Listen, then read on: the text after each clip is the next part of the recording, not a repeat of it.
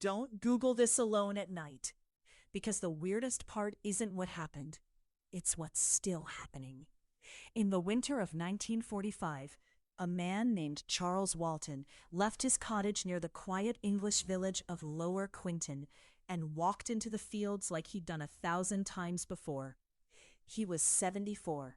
He kept to himself.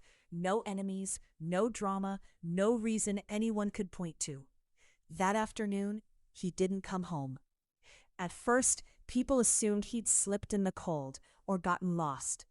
But when neighbors went looking, the field didn't feel normal. Birds were too quiet. The wind felt thick, like it didn't want to move. They found him near a hedge. Not just dead, pinned. A pitchfork had been driven into him and fixed into the ground, as if someone needed him to stay exactly where they left him. His throat had been cut, and carved into his chest with something sharp and deliberate was a symbol people didn't want to name out loud. The village went rigid.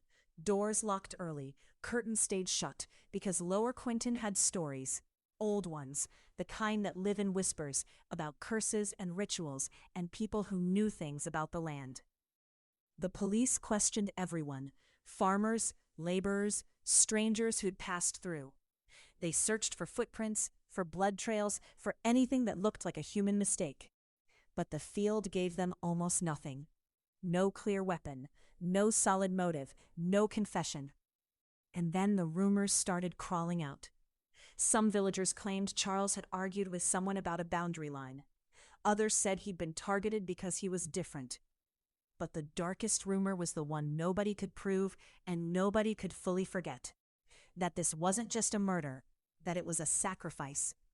Because the way he was left wasn't messy. It was arranged, like a message, like someone wanted the land to see it. Detectives tried to treat it as ordinary violence, but every lead snapped. Suspects came and went, statements contradicted.